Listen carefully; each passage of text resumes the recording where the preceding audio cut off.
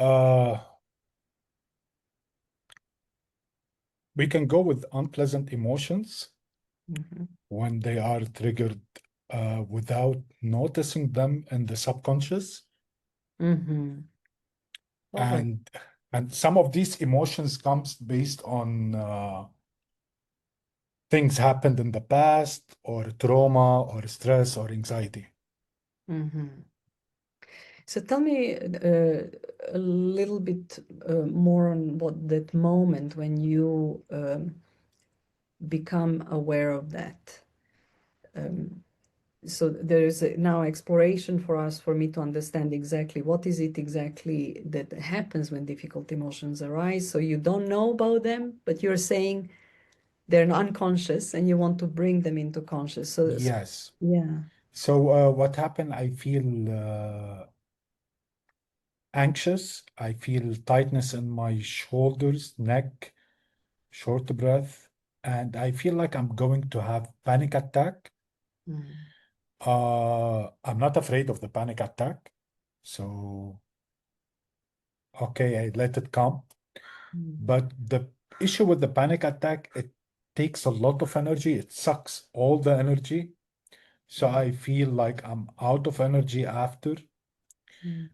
This is happening lately when I'm focusing on, for example, creating my resume, collecting all the documents, preparing myself for a new career, trying to apply here and there. It's a lot of burden on the shoulder, a lot of thinking, a lot of thoughts. Uh, so yeah, basically. Mm. What I'm hearing is there are certain situations that are triggering. You already know what they are. I also am sensing these situations you will be repeating. It's not that you're going into avoiding these situations, I assume, right? And so if you were to tell me of what specifically right now would be helpful for you, for us to not only explore the process in between, I leave to whatever happens in So, our there is fear, and the fear comes from failure. Mm.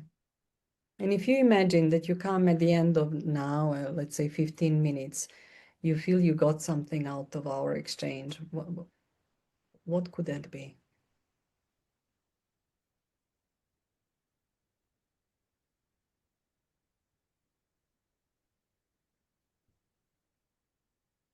I don't know.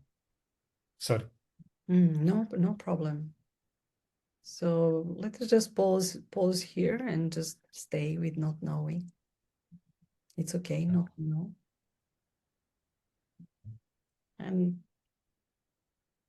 just wondering, is there anything that this question brought for you? What happens when you hear that? Uh, like I have this story comes to my head, my age, uh, coming all the way, like leaving Lebanon, changing the career, for the past couple of years, trying to find myself, figure myself, what I want to be and where I want to be, building myself from scratch at this age with the daughter 8 years old. She looks up to me like I want to be this dad that she can rely on, that she can tell, oh, look at my dad, he's doing this and that. So that's why I'm afraid, or I have the fear from failure, the rejection. Mm. And there's a lot at stake, right? Yeah. Mm.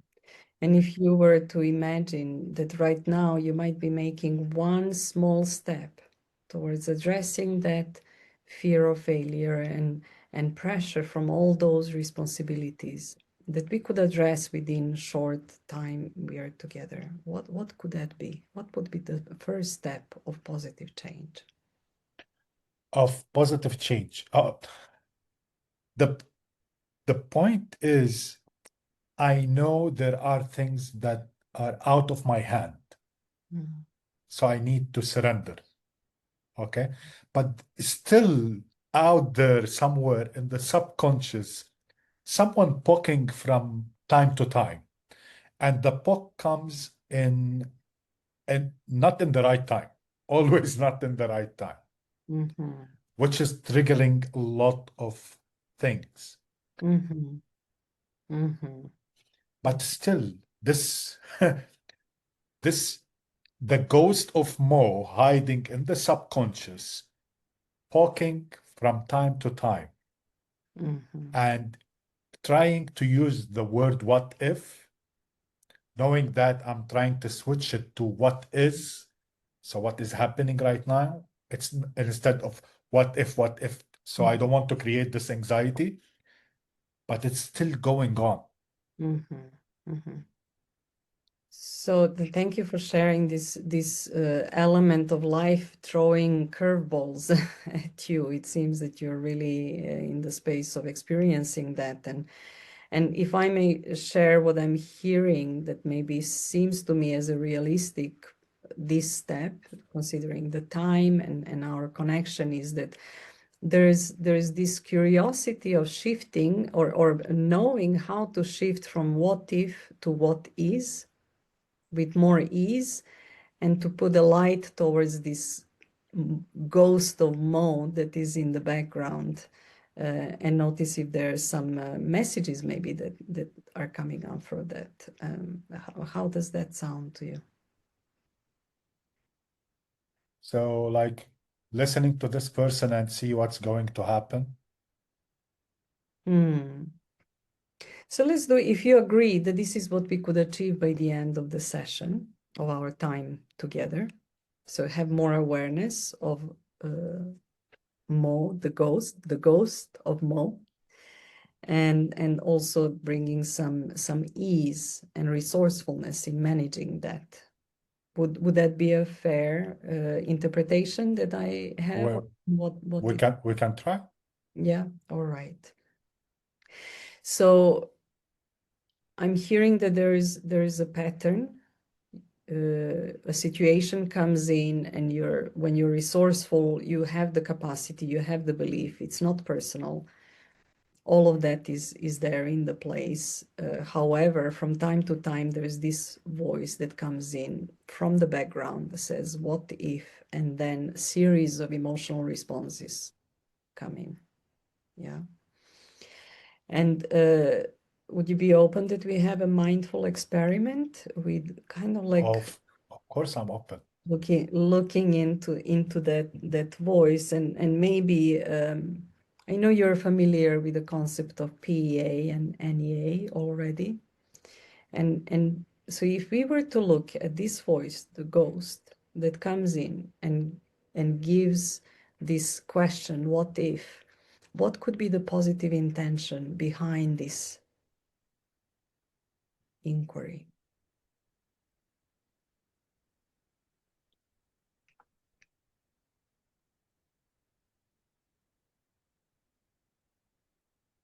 So, whatever the what if is,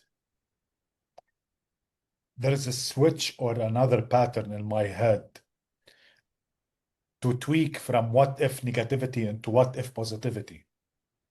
What if this never meant for you? What if there is another door waiting for you? What if you didn't pass now? What if you learned from your failure Mm-hmm. and you stand up again and you go for it? Mm-hmm. Mm-hmm. But uh, Mo is a kind of a person who was generalized with, diagnosed with general anxiety disorder. Mm-hmm. So when the pattern what if starts, it trying to go as spreading webs to multiple what if. Mm-hmm. So I directly cut this what if and I stay on single what if. Right, right. So you already learned quite a lot. And tell me, have you received, you obviously receiving diagnosis means you have received professional help. Oh yeah, Do you, yes. you've done. Yes. And And I used to take my medication, but through mindfulness and yoga and all this stuff, we decreased the medication. And also, the therapist told me, like, no need to continue anymore. You have all the tools. You are in the right hand now. Just keep on doing the good habits that you built. and how is that working for you, Mo? It's working until I had this incident, which triggered everything back. Yeah. And I was waiting for such an incident to happen because I know it's going to trigger a lot of things, but not as I used to be. Mm-hmm. So it triggered like 10% out of 100. Yeah. Mm-hmm. I- I'm so proud of it. 10%, it's okay. And I'm aware of these 10%. Mm-hmm. So I know what's happening, but it's still happening. And that's okay. Right. Yes. So, and so what happens that I'm hearing this and that's okay, and yet you are bringing this topic here, and I'm hearing that there is another part also saying that's not okay. Yes, because there is always this ghost trying to poke inside Mm-hmm. Yeah. that wants to make us feel we are not safe. You are not okay. What's happening is not okay.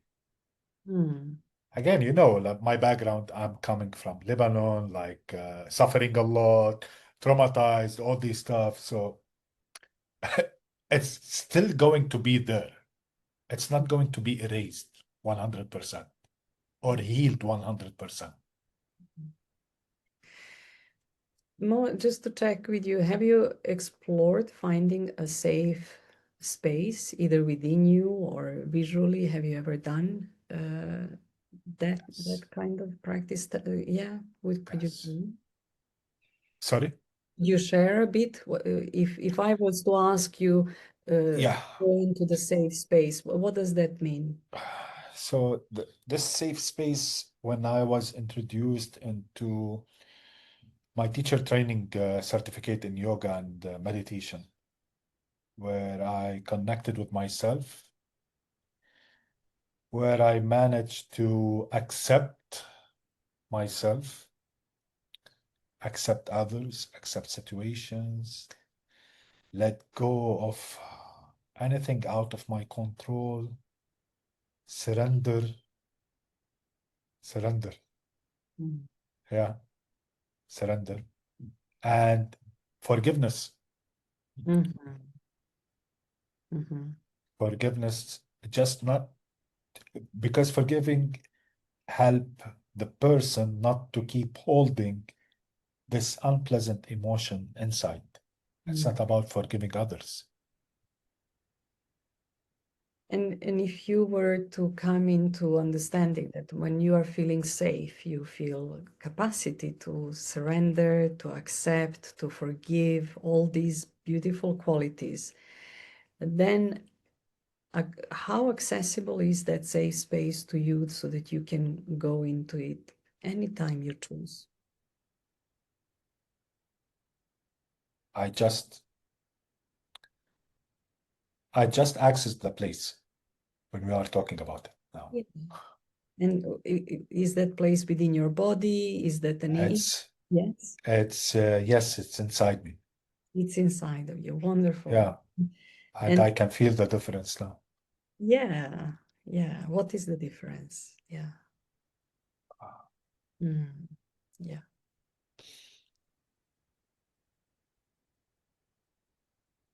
The difference, Mm,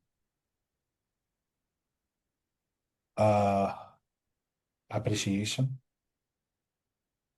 gratitude, and it's okay. yeah. Wonderful. Would it be okay, Mo, that you if that's okay, if you would wish, I can see that there is that presence. I don't want to take you outside of it. I would really like to offer you a space where you can go even deeper into it if you're open for that. Yeah. And that that depth is maybe if you allocate it physically where exactly you are. And maybe is it in your chest, in your belly? It's actually in the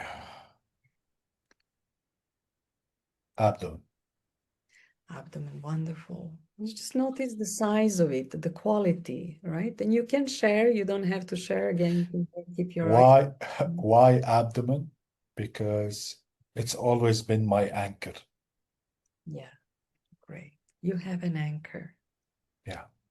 Yeah. But sometimes we forget about it. Of course, life happens and there's so many things going on. Yeah. So would it be okay that you place your hand over that area? If you were to find the center of that anchor, Yeah. really allow that somatic presence, noticing that the middle of the palm is kind of like radiating and connecting with the center of that safe space within you.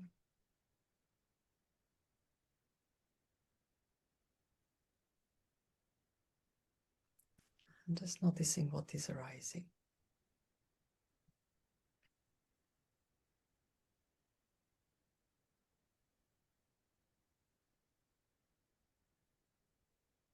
Love and kindness, Yeah. self-care. Mm. Wonderful. Let that just stay there a little bit, and you can just allow all your being, every single cell, to receive this loving kindness and sensation of self-care. Just noticing which part of the body responds. Is there any part outside of the abdomen that connects with that?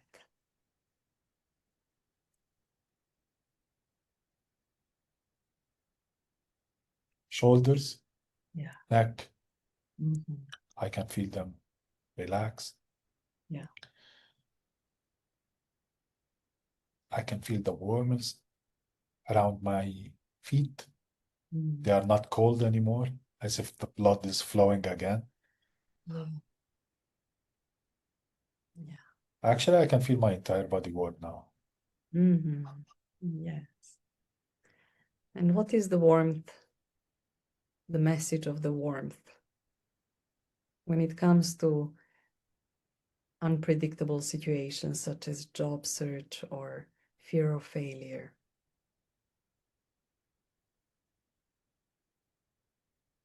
From that space, what is it important for you to know? It's okay. It's okay. It's okay. Yeah. I'm And doing my best. you're doing your best. It's okay. Yeah. What are you noticing? My breathing is way deeper. It's not short anymore. And as if my chest is open. Yeah.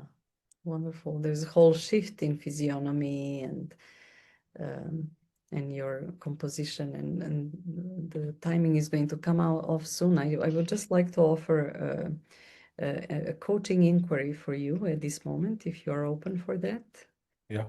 knowing that this is a special place, and you know that there's also so much to savor and stay within that. If your mind could accompany you right now and you were to bring an inquiry, how could you access this state, your anchor, the physical presence of it's okay? in a situation when this voice comes from the background? I'm going to start first with the body scan, scanning my body, starting from head to toe, and then back until I reach my anchor. Then I'm going to hold on my anchor and start finding the space, the peace, the present moment, the love and kindness, the acceptance, the letting go, the attributes of mindfulness, the mindful zone, and telling myself it's okay. It's going to be okay. Yeah. So what are you learning about yourself, Mo, from this brief exploration of presence with your That